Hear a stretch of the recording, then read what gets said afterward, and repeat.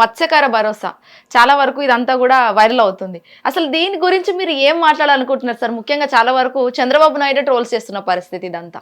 ఇప్పుడు మత్స్యకార భరోసా అనేది జగన్మోహన్ రెడ్డి గారి హయాంలో ఏం జరిగింది, చంద్రబాబు నాయుడు గారి హయాంలో ఏం జరిగింది అనేది మొత్తం తెలుసుకోవాల్సిన అవసరం ఉంది. మత్స్యకార సోదరులందరూ కూడా దీన్ని క్షుణ్ణంగా పరిశీలించాలి. రాష్ట్రంలో ఉన్నటువంటి తెలుగు ప్రజలందరూ కూడా పరిశీలించాలి. చంద్రబాబు నాయుడు నైజం ఏంటంటే, మీరు ఏ పథకమైనా కానీ ఏదైనా కానీ ముగ్గురికిచ్చి 3 లక్షల మందికి ఎగ్గొడుతుంది. ముగ్గురికిచ్చి 3 లక్షల మందికి ఎగ్గొట్టి ఇచ్చిన ముగ్గురిని వాళ్ళ ప్రచార వేదికలో ఉపయోగించుకుంటాడు, ప్రచార సారథులుగా. ఆ ముగ్గురిని పెట్టుకొని ఉండేటువంటి పత్రికలు అన్నీ, మొత్తం పత్రికలన్నీ ఆయనవే, టీవీ ఛానళ్ళన్నీ ఆయనవే, ఆయన వందమాగుతులే అందరూ.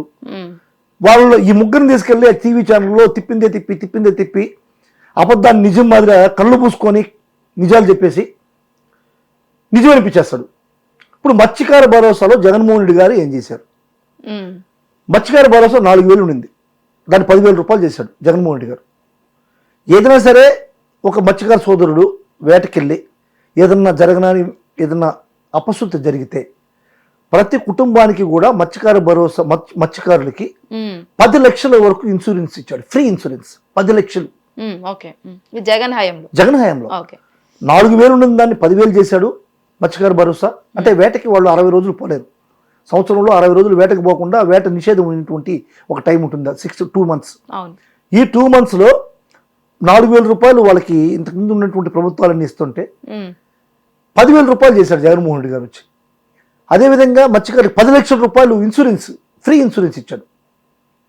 ఇంతకుముందు మత్స్యకారులకి వేటకు పోయేదానికి 1 లీటర్ డీజిల్కి 6 రూపాయలు సబ్సిడీ ఇచ్చేవాళ్ళు, దాన్ని 9 రూపాయలకు సబ్సిడీ చేశాడు, సబ్సిడీ 9 రూపాయలకు పెంచాడు.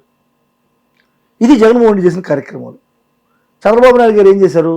అధికారంలోకి వచ్చిన తర్వాత మొదటి సంవత్సరం అన్ని కట్, ఏమీ ఇవ్వలేదు, అసలు 1 పైసా కూడా ఇవ్వలేదు. జగన్మోహన్ రెడ్డి గారు ఇచ్చినటువంటి 10,000 కూడా ఇవ్వలేదు. రెండో సంవత్సరం వచ్చేసరికి నెల్లూరు జిల్లా కావలి నియోజకవర్గంలోకి వెళ్ళాడు, ఒక ఊరికి, తుమ్మలపెంట అనేటువంటి ఒక ఊరికి. అక్కడ పోయేసి నేను 250 కోట్ల రూపాయలు మత్స్యకారులకి నేను ఈ మత్స్యకార భరోసా ఇస్తున్నానని చెప్పని హడావిడిగా ఒక పెద్ద సీన్ క్రియేట్ చేశాడు. 10,000 రూపాయలు ఇస్తుందని 20,000 రూపాయలు ఇస్తానని చెప్పని వాళ్ళకి హామీలు ఇచ్చాడు. పోయినాడు, చేపలు కొన్నాడు, చేపలు వండాడు. అంటే స్టవ్ ఎలిగిలా, నిప్పు లేకుండా ఈ తుప్పు పట్టిన రాజు చేపల కూర కూడా ఉండేసాడు, నిప్పు లేకుండా. పోయి వంటే వండిలా, వంట వండడానికి కనీసం మీరు కూడా మహిళ వండేదానికి మంట లేకుండా, నిప్పు లేకుండా వంట ఎంత వండుతారు అనేటువంటిది, అది ఆయన చంద్రబాబు నాయుడు గురించి మీరు నేర్చుకుంటే ఈ గ్యాస్ బండ్లు కొనేటువంటి ఒక అవసరం కూడా ఉండదు. మంటేయకుండా ఒక చేపల కూర వండేశాడు. చేపలు కొన్నాడు, 1.5 కేజీ చేపలు కొని 10,000 రూపాయలు ఇచ్చాడు. అంటే 100 రూపాయలు కేజీ అని చెప్పి 300 రూపాయలు ఫిక్స్ చేసుకుని 10,000 రూపాయలు ఇచ్చేశాడు. అది ఎవరి సొత్తో, ఎవరిది ప్రజల ధనమో ఎవరిదో ఏంటో తెలియదు. కానీ మిగతా అన్నీ కూడా అదే విధంగా చేయాలా. చేపల వాళ్ళకే కాదు, మిగతా మీకు ఇప్పుడు అన్ని సంబంధించిన కార్యక్రమాలు కూడా అదేవిధంగా 10,000 రూపాయలు లెక్కన ఇచ్చేయాలి. ఈకుండా ఏం చేశాడు? ఆ హామీలు ఇచ్చి వచ్చేసాడు. హామీలు ఇచ్చేసి వచ్చిన తర్వాత ఈరోజు మత్స్యకారులంతా కూడా ఏ విధంగా ధర్నాలు, రాస్తారోకోలు చేస్తున్నారు మీరు చూడండి. కాకినాడలో ధర్నాలు ఈరోజు ఎవరికి ఇవ్వాల. ఇప్పుడు కరెంట్ ఎక్కువగా వాడుతున్నారని చెప్పి కొంతమందిని కట్ చేశాడు. అది కూడా పెన్షన్ వస్తుందని కొంతమంది కట్ చేశారు. రైతు భరోసా వస్తుంది కొంతమంది కట్ చేశాడు. అదేవిధంగా మన మెకనైజ్డ్ బోట్స్ ఉన్నాయని చెప్పి కొంతమంది కట్ చేశాడు. ఈ విధంగా 29,000 మంది మత్స్యకారుల సోదరులకి ఈ పథకాన్ని కట్ చేశాడు. ఇది దారుణమే. ఇప్పుడు ఇస్తానంటే కనీసం జగన్మోహన్ రెడ్డి గారు ఇచ్చిన పథకాన్ని అట్లా కంటిన్యూ అన్నా సరే 10,000 ఇవ్వలేకపోతే 10,000 ఇవ్వండి. అటు కాకుండా కొంతమందికి ఇచ్చి అర్హులైన అందరినీ కూడా నీకు ఇష్టం లేని వాళ్ళని కట్ చేసి కొంతమందిని కట్ చేయడం అనేటువంటిది దారుణం. ఈరోజు మత్స్యకారులందరూ కూడా ఏ విధంగా ధర్నా చేస్తున్నారు చూడండి. ఈ చంద్రబాబు నాయుడు అన్ని పథకాలు కూడా అంతే. ఇప్పుడు పెన్షన్లు వచ్చిన తర్వాత జగన్మోహన్ రెడ్డి గారు ఇస్తారని పెన్షన్లు 5 లక్షల పెన్షన్లు తీసేశాడు. 5,70,000 చిల్లర పెన్షన్ తీసేశాడు. ఈ 2 సంవత్సరాల్లో కనీసం ఒక్క కొత్త పెన్షన్ కూడా ఇవ్వాల రాష్ట్రంలో. అంటే పెన్షన్కి అర్హులైనటువంటి వాళ్ళు ఈ 2 సంవత్సరాల్లో ఒక్కరు కూడా రాలేదా? 5 లక్షల పెన్షన్లు తీయేస్తూ కొత్త పెన్షన్లు ఇవ్వకుండా చంద్రబాబు నాయుడు గారు పాలన చేస్తున్నది. అన్ని పథకాల్లో కూడా ఇదే విధంగా ప్రజలకి వెన్నుపోట్లు పడవడం. ఇది చంద్రబాబు నాయుడు నైజం. దానికి ఇచ్చినటువంటి ఆ ముగ్గురికి మాత్రం టీవీలు వంతబాడుతూ అడ్వర్టైజ్మెంట్లు చేస్తూ చంద్రబాబు నాయుడు గారు అన్నీ చేసేశాడు, ఇక సూపర్ 6 అమలు చేసేసాడు, సూపర్ 6 అమలు కాలేదంటే మీ నాలుగు మడత పెడతాను, మీ నాలుగు గోస్తాను అంటున్నారు. ఒక్క సూపర్ 6 ఏదైనా సరే ఒకటి సూపర్ 6లో ఒకటన్నా ఫుల్ ఫ్లెడ్జ్డ్గా చేశాడు ప్రజలకి చెప్పండి. ఇప్పుడు ప్రతి మహిళకి 18 సంవత్సరాలు నిండిన తర్వాత 1,500 రూపాయలు ఇస్తామన్నాడు. 1,500 రూపాయలు, 18,000 సంవత్సరానికి, నెలకి 1,500 రూపాయలు ఇస్తామన్నాడు. ఎంతమంది మహిళలకు ఇచ్చాడు? అంటే సార్ మీరు అన్నట్టుగానే ఇప్పుడు 2.5 ఏళ్ళు అయి ఉంటుంది, మేబీ 2 సంవత్సరాలు 2 సంవత్సరాలు అవుతుంది. ఇప్పుడే అధికారంలోకి వచ్చారు. సో వాళ్ళకు కూడా టైం ఇవ్వాలి కదా. 2 ఏళ్లలో వాళ్ళు ఏం చేయగలుగుతారు? ఒకటి చెప్తాను, మొత్తం 5 సంవత్సరాలు జీవితకాలం అయింది. అవును, అంటే ఎలక్షన్కి జీవితకాలం 5 సంవత్సరాలు. ఇప్పుడు మన జీవితకాలంలో మనం గుణపాఠాలు నేర్చుకుంటే 60, 70, 80 సంవత్సరాల వరకు ఆ గుణపాఠాలు నేర్చుకుందామా చెప్పండి? 5-10 సంవత్సరాల వరకు గుణపాఠాలు నేర్చుకుంటారు 100 సంవత్సరాల్లో. అంటే ఒక 10%, 15% అలవెన్స్ ఉంటుంది. ఒక 6 నెలల వరకు మీరు వచ్చిన గవర్నమెంట్ని అడ్జస్ట్ చేసుకోవడానికి 6 నెలల వరకు సరిపోతుంది. సరే, ఫస్ట్ బడ్జెట్ ఇప్పుడు ఉద్యోగం లేని వాళ్ళకి నిరుద్యోగ భృతి అనేటువంటిది ఒక పథకాన్ని పెట్టాడు. అంటే 3,000 రూపాయలు 3,000 రూపాయలు ఇవ్వాలని, ఒక సంవత్సరానికి 3,000 రూపాయలు నిరుద్యోగ భృతి అని చెప్పాను. ఒక ఫస్ట్ సంవత్సరం అయిపోయింది, బడ్జెట్ ఇవ్వలేదు. 2వ సంవత్సరం బడ్జెట్ అయిపోయింది, ఇవ్వలేదు. 3వ బడ్జెట్ కూడా మొన్నే అయిపోయింది, ఇవ్వలేదు. అంటే 3 సంవత్సరాలు అయిపోయింది. నిరుద్యోగ భృతి అనేది ఉంటుంది 3వ బడ్జెట్లో కూడా ఊసలేదు. మరి ఇప్పుడు ఇంకా ఎన్ని సంవత్సరాల తర్వాత ఇస్తాడంటారు మీరు చెప్పిన ప్రకారం? చెప్పండి. 3 సంవత్సరాలు అయిపోయింది. 3 సంవత్సరాలు అయిపోయిన తర్వాత ఇంకా ఆయన ఇచ్చేది ఏంది? ఒక సంవత్సరం, ఇంకొక సంవత్సరం ఉంటుంది, ఆ తర్వాత ఎలక్షన్ ఇయర్. ఒక 6 నెలలు మాత్రం ఏ ప్రభుత్వానికైనా సరే బ్రీతింగ్ పీరియడ్ ఇవ్వడం అనేటువంటిది ఓకే. 3 సంవత్సరాలు కూడా బ్రీతింగ్ పీరియడ్ ఇవ్వడం ఏంది? 3 సంవత్సరాల తర్వాత నేను అమలు చేస్తానంటే ఇదే విధంగా చంద్రబాబు నైజం అదే. లాస్ట్ గవర్నమెంట్లో కూడా పసుపు కుంకుమ అనేటువంటి కార్యక్రమాన్ని చంద్రబాబు నాయుడు పెట్టాడు. ఎలక్షన్ ముందర ప్రతి మహిళకి కూడా పసుపు కుంకుమ కింద 10,000 రూపాయలు ఇవ్వడం అనేటువంటి కార్యక్రమాన్ని పెట్టాడు. ఏ మహిళ కానీ నమ్మలా. అంటే ఎలక్షన్ కోసం వచ్చి నాకు డబ్బులు ఇస్తున్నావా అని చెప్పని ఎవరు ఓట్లేలా, మహిళలు ఎవరు ఓట్లేలా. Utter failure. 151 స్థానంతో జగన్మోహన్ రెడ్డి గారు ముఖ్యమంత్రిగా ప్రమాణ స్వీకారం చేశారు. ఆ రోజు చంద్రబాబు నైజమే అది. ఎలక్షన్కి ముందు ఉండేటువంటి సంవత్సరంలోనూ తనకు నచ్చిన ఏదైనా పథకాన్ని ఫుల్ ఫ్లెడ్జ్డ్గా ఇవ్వడం, అప్పుడు దాకా అటే లాక్కొని పోవడం. అందువల్ల మీకు అలవెన్స్ అనేది 3 సంవత్సరాలు అలవెన్స్ ఉండదు మేడం, ఒక 6 నెలలు అనేది అలవెన్స్ ఉంటుంది. Right sir, okay. అంటే మత్స్యకారుల విషయం వచ్చింది కాబట్టి నేను మాట్లాడాను. బట్ ఇక్కడ ఎవరైతే ప్రొఫెసర్లకు వైఎస్ఆర్సీపీ పార్టీలకు అసలు ఏంటి సంబంధం? నాగేశ్వరరావు గారు ఎందుకు చంద్రబాబు నాయుడు ఉద్దేశించి మాట్లాడడం, అండ్ ట్రోల్ కూడా అవుతున్నారు ఎక్కువ నాగేశ్వరరావు మీ పార్టీ కండవ కప్పుకొని. ఏంటి అసలు సంబంధం ఏంటి? మీరేమైనా మ్యానిపులేట్ చేస్తున్నారా? మేడం, చంద్రబాబు నాయుడు గారు ఈ మధ్యకాలంలో మీరు చూస్తుంటారు, రైతు భరోసా పడలేదని చెప్పని, వాళ్ళకి పండించిన పంటకి గిట్టుబాటు ధర రాలేదని ధర్నాలు చేశారు. బంగారుపాలెంలో మామిడి రైతులు, కర్నూలులో అరటి రైతులు, గుంటూరు ఈ ఏరియాలో పత్తి రైతులు, పొగాకు రైతులు, వీళ్ళందరూ కూడా ధర్నాలు చేశారు. అప్పుడు చంద్రబాబు నాయుడు గారి స్టేట్మెంట్ విన్నారా మీరు?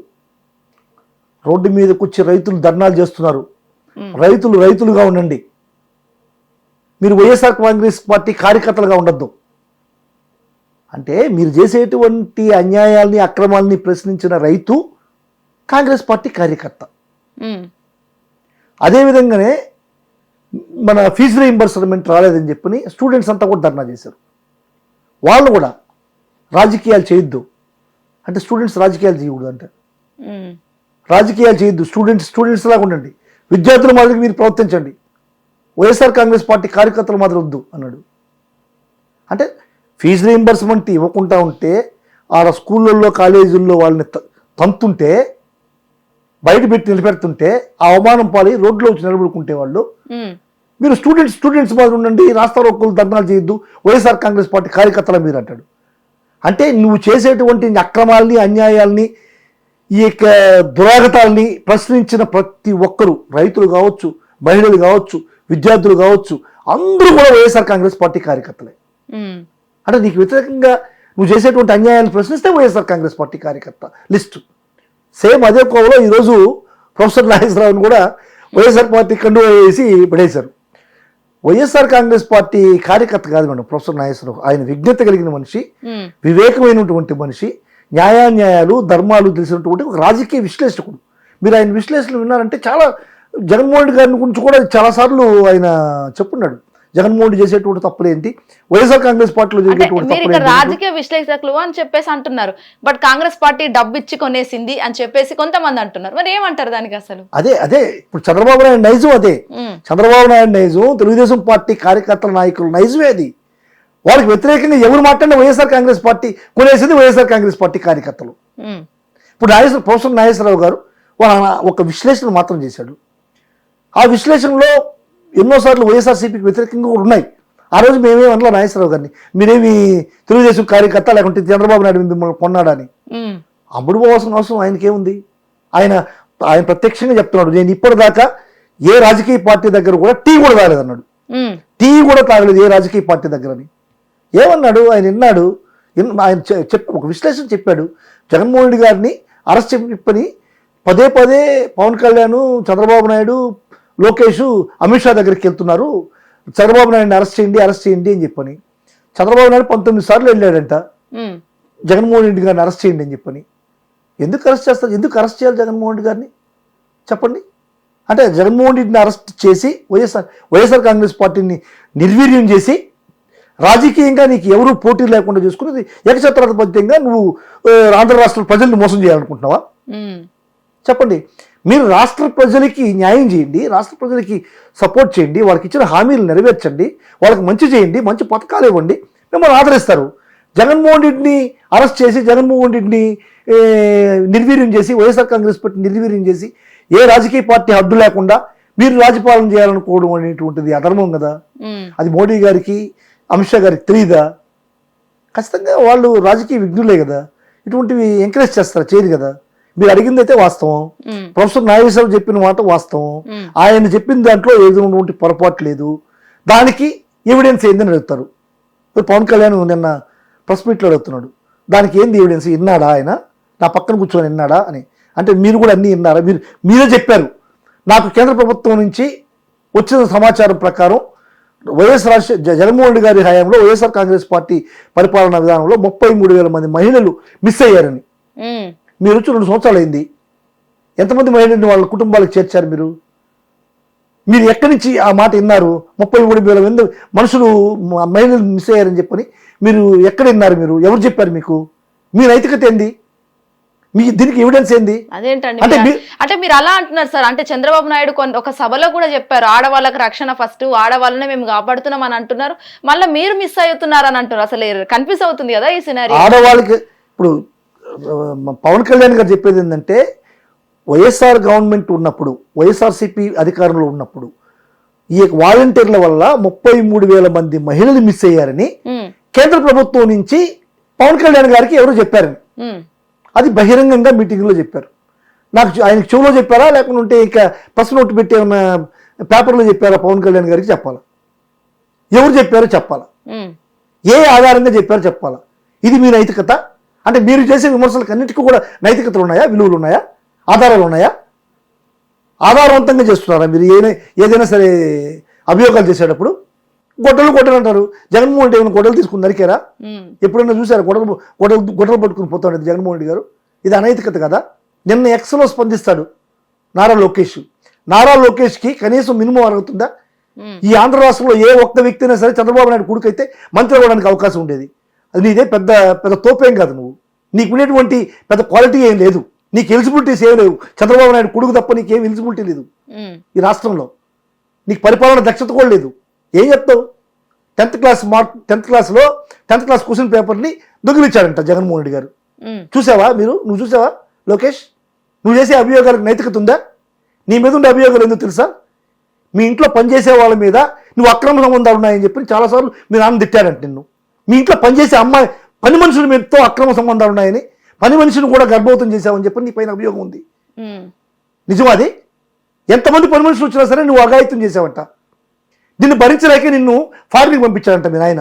ఆడికి పోతే ఆడేం చేసావు? ఆడిన అమ్మాయిలతో కులికావు, స్విమ్మింగ్ పూల్లో అమ్మాయిలను వేసుకుని కులుకుతూ బీర్ బాటిల్తో తిరిగావు.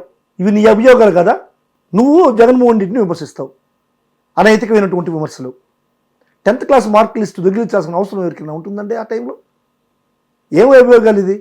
ఎప్పటిది 10th class? అంటే ఇక్కడ నాట్ ఓన్లీ 10th క్లాసే కాదు, మెగా డిఎస్సి పేపర్ లో కూడా భారీ స్కామ్ జరిగింది.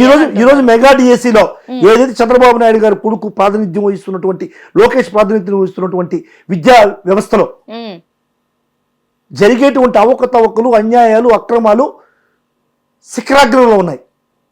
ఎట్లా చెప్తారు సార్? డిఎస్సి నడిచింది. యాక్చువల్గా డిఎస్సి ఎప్పుడు పెట్టారు? జగన్మోహన్ రెడ్డి గారి టైంలో డిఎస్సికి నోటిఫికేషన్ ఇచ్చారు. ఓకే, ఆ నోటిఫికేషన్ అట్టే ముందుకు తీసుకుపోవాలి. మీరు నోటిఫికేషన్ ఎందుకు క్యాన్సిల్ చేశారు? మీరు రాగానే క్యాన్సిల్ చేసి టైం తీసుకొని మళ్ళీ తిరిగి కొత్త నోటిఫికేషన్ ఇచ్చారు. అంటే మేము చేస్తున్నామని. అంటే జగన్మోహన్ రెడ్డి గారు పెట్టిన నోటిఫికేషన్ ఏమైంది? దాన్ని నిర్వీర్యం చేశారా? అంటే ఈ జాబులను మీరు ఇస్తున్నారా?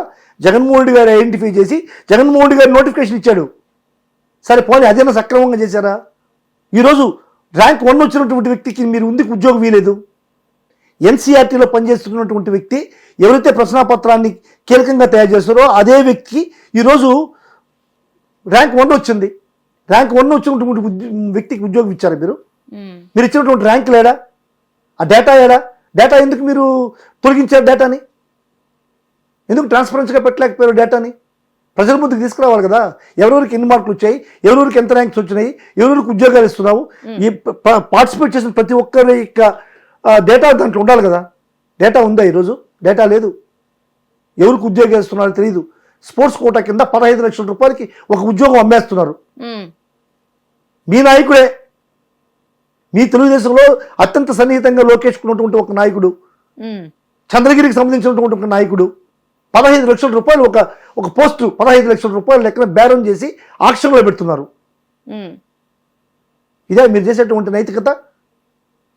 ఇటువంటి కార్యక్రమాలు ఏమైనా జగన్మోహన్ రెడ్డి గారి హాయంలో జరిగాయా? ఎంత నీతి, నిజాయితీ, నిబద్ధతతో ఆ రోజు సచివాలయ ఉద్యోగాలు ఇచ్చారో తెలుసా? ఎక్కడైనా ఒక అపశృతి జరిగిందా? మీరు చేసేటువంటి అపశృతులు, దుర్మార్గాలు, దౌర్జన్యాలు, అన్యాయాలు అదేమైనా మాట్లాడిన వాళ్ళకి గొంతునొక్కడు. వైఎస్ఆర్ కాంగ్రెస్ పార్టీ కార్యకర్తల మీద, నాయకుల మీద గొంతునొక్కడు. పోలీసులు పంపించి అరెస్ట్ చేయడం. ఇది తెలుగుదేశం ప్రభుత్వం ఈరోజు అవలంబిస్తున్నటువంటి పందా. ఓకే, సో ఫైనల్లీ ఏం చెప్తారు హోమ్ మినిస్టర్ అనిత గారి గురించి కావచ్చు, ఇంకా అక్కడ ఉన్న టీడీపీ మహిళలు కూడా చాలా వరకు మాట్లాడుతున్నారు.